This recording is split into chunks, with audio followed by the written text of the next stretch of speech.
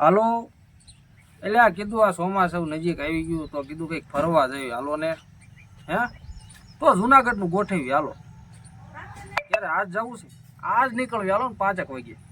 હા તે કાંઈ વાંધો નહીં અને હા સુરાને પર્વતગીરીને અને બધાને કહી દઈએ પાછું અને પર્વતગીરીને તો ખાસ કહેજે કે એને આવવું હોય તો એમ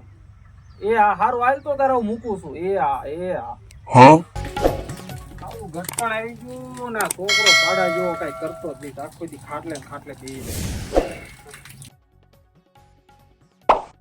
લ્યો આવી ગઈ ઉપાય દાદા શું બેટા તારો દાદા આ તો મેં કા કીધું કે માર કર્મોનું પાપ છો એમ આવા દીકરા હોય તો કઈ દુશ્મની જરૂર ન પડે બીજી વાત મૂકો તમાર કામ શું છે ને ઈ કયો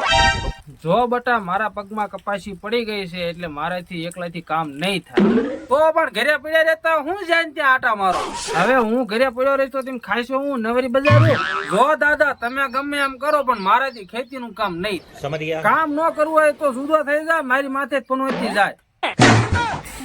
જુદા થાય તો હું રખડી પડે એ મારા લગન જો દાદા હું ખાલી સા નાખવા જઈશ કપાસિયા તમારા સોંપવા તો નીંદવા કોણ તારી વહુ જાય છે નીંદવા આપણે બે જઈશું 2 શેર મજૂર કેટલી છે વાહ બેટા વાહ માને બહુ જલ્દી ગયો હો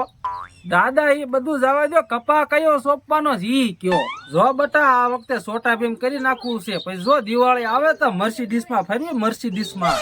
વાહ દાદા મર્સિડીઝ ખોટા સપના નથી જોવો સાની માની ટીનાને ફોન કરી અને સા નાખવા જા હવે આજને સા નાખવા જરૂરી છે બટા ચોમાસું આવી ગયું છે નજીક વરસાદ થાય ને પેલા સા નખાઈ દી એવું છે એમને દાદા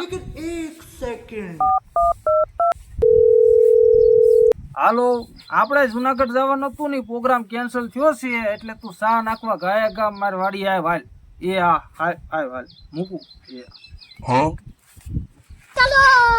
ગયા વર્ષે મગનો ને સગનો છોટા ભીમ કપા કરીને લખપતિ થઈ ગયા હાલ ફેર હું છોટા ભીમ વાવું અને હોનાના બંગલા બનાવું હોનાના